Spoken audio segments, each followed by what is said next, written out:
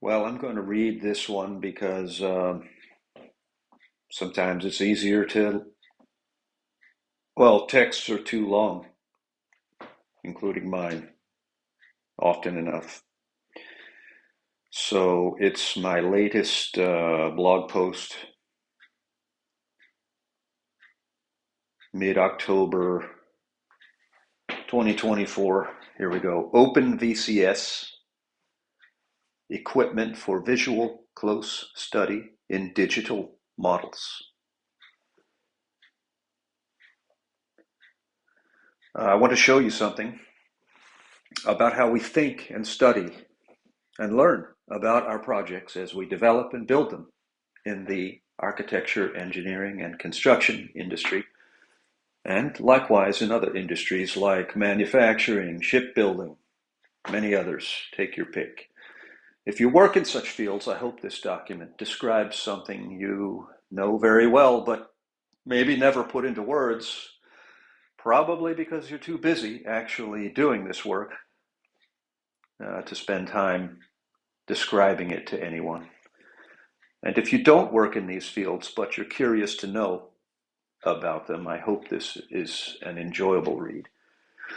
To begin with, though, I have to back up a long way back, starting with the common sense story about how we study and learn anything in any field. So that's generic enough, I hope. The story is a long and winding road, and I hope you don't get bored along the way. Some of you might, but I tell the story for good reason. How do we learn in any field? In general, the question is, how do we engage any field of knowledge? How do we learn? How do we think and acquire our understanding of any field? So take anything, spacecraft, physics, history, language, literature, painting, medicine, ancient Rome. Pick any field you want to learn about in depth. How do we do that? How do we engage with any field productively? It's not a trick question, and the answer is really pretty simple. We do two things. First, we sort of run around the field like an excited hunting dog or something, running around like crazy. We do a kind of overview reconnaissance. We don't understand the field much at all, but maybe at least we just recognize that we've jumped into one. And maybe we see that there are various features in it that maybe we could look at. That's the first thing. We just pick a field and we see that there's a lot of stuff in it. I don't know what to call this. It's sort of less than an overview, and it is certainly not a summary. It's just kind of a recognition that there is a field and it has maybe boundaries somewhere, and there are a lot of things in it.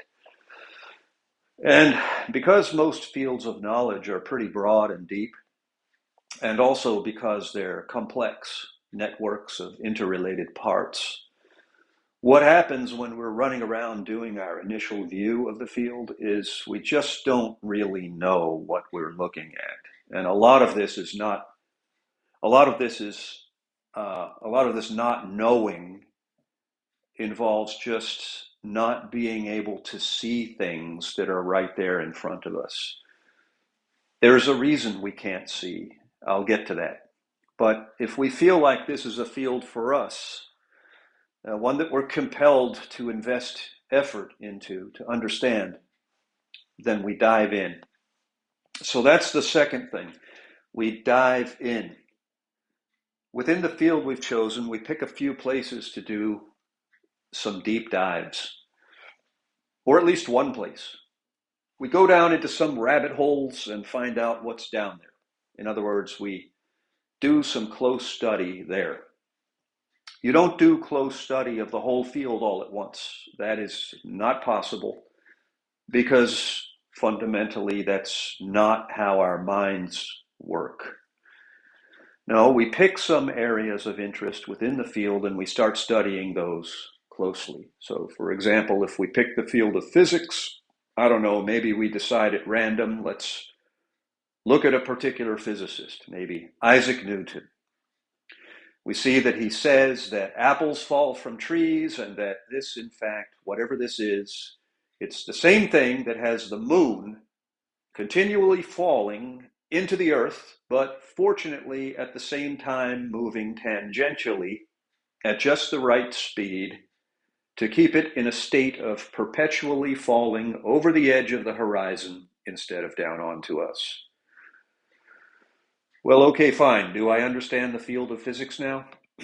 Maybe, but maybe we need to go further.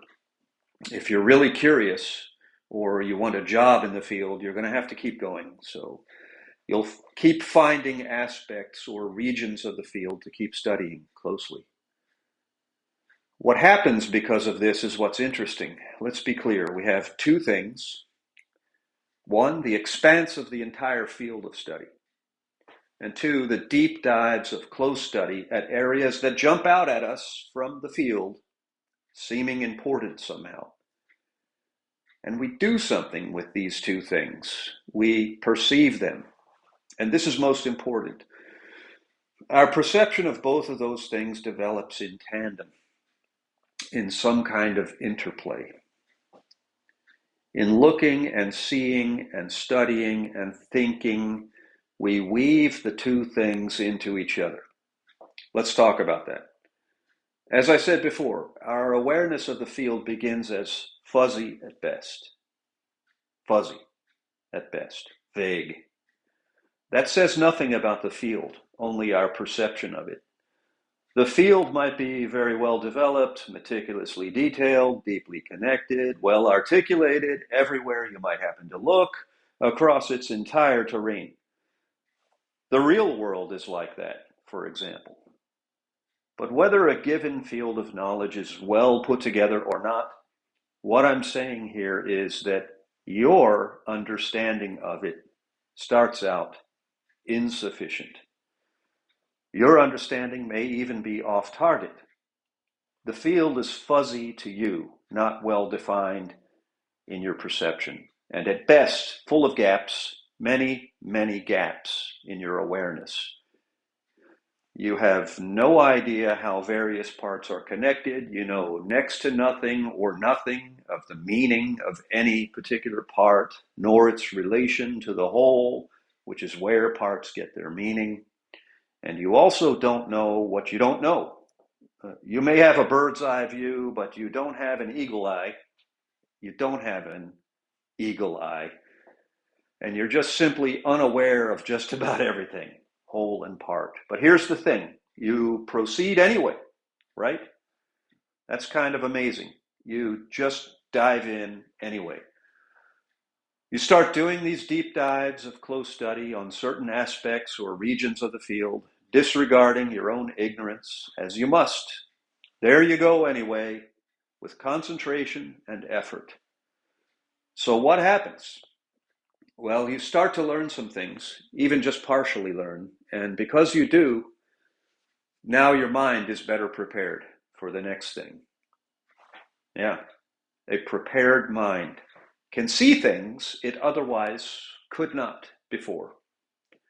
Close study gets you progressively better prepared. Therefore, it gets you able to see more. So then you start seeing other things in the field. They were there, of course, before you saw them. You just didn't see them. Now you see them, and you can put those under close study. This is a cycle. It continues, and your vision expands. You see more, you study more, you see more again, and so on. I mean, you were already in the field running around like an excitable dog, but that was just you running past just about everything, recognizing not much, seeing little. The close study expands your ability to see. If you keep going, then after a while you start to understand some things about the field, not just the parts. You begin to see connections. You start seeing relations between things, how some things follow from other things, how some things set up some kind of potential for other things becoming things. If this goes on, if you keep studying, finding more and more connections, tying things together, then you might start seeing the meaning of things You might see meaning emerge through or from interrelations throughout or across the field. That would be a good thing. So let's draw a line under it. The act of close study expands your vision. This lets you begin to see. After you see enough, you see that the field you're engaged in is a weave, a kind of tapestry woven together. This is a way of saying just that it's not a bunch of disconnected, unrelated pieces. It's a whole thing. If you get to this point, you're probably on reasonably safe ground to begin to think, okay, maybe I'm starting to understand something here, and the field is coming into better view. It's less fuzzy now, less ragged, better fitting together, connected. Yeah, it's getting clearer, and maybe some meaning can start to be formulated, or at least you can start to say, it's starting to make sense to me. The more you engage in close study, the more the field makes sense to you. Just one more thing in this common sense overview story about how we study, think, and learn things in general. There is another aspect of this that's kind of mysterious. It might be worth noticing that it is mysterious. We won't be able to solve the mystery. I just think it's helpful in learning to recognize something about what we don't know about how learning works. So far, we've said two things. The wider field becomes clearer to us as we study narrower regions of it, and the narrower regions under study become meaningful to the extent we recognize their connection within the wider field.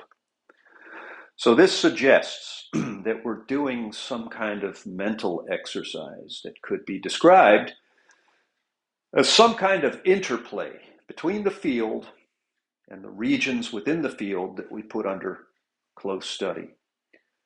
That interplay is no simple thing, and how it works is at least exceedingly mysterious.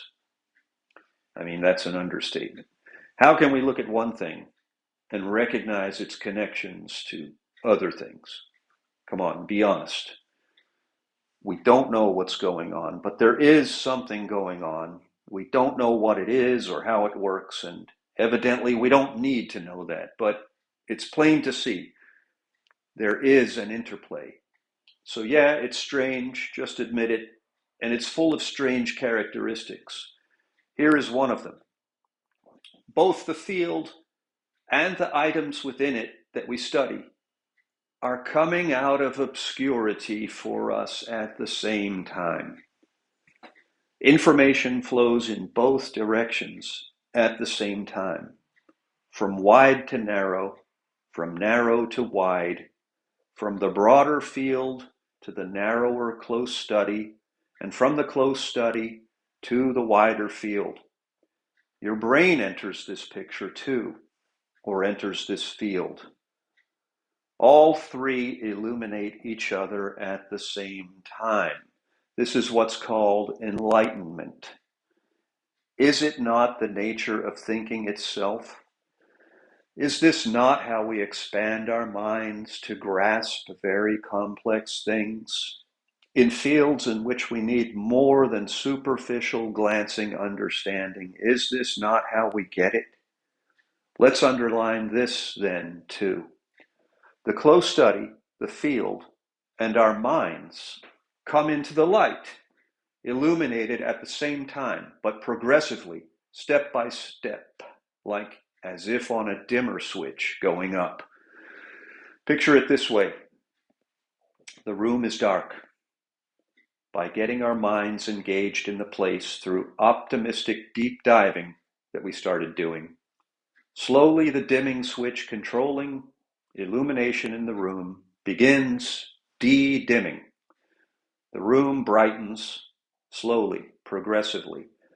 After a while, we see the room and the things in it. Our mind is there doing the seeing, doing the work. We're turning our brains on. Thinking happens in the interplay. thought happens and understanding grows. You don't throw a switch. It's not instantaneous. It takes effort, focus, concentration, work. The reward is everything gets brighter. You, your mind, the field, the things in it. Interplay is the way, and there is no other way to get there. Avoid the close study, then see the field superficially and dimly at best, if at all. Probably not at all. It's just dark. You might think you see some slight light, but your vision is shuttered, too limited, too little is revealed. And the field too dimly illuminated, then the things in it hardly make sense. Looking at them, they appear suspended in a dark vacuum, connected to and connecting nothing, serving no purpose.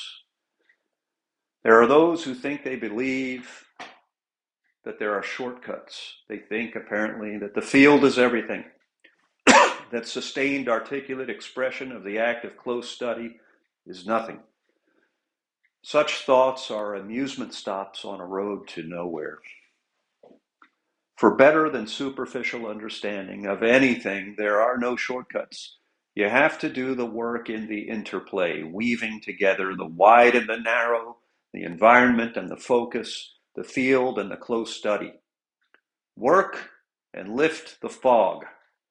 Let the bright light of day shine on. And that's the end of the intro story. Then we'll look at a particular field. Let's call this the field that involves designing things that don't exist yet and then building them. That'll be part 2.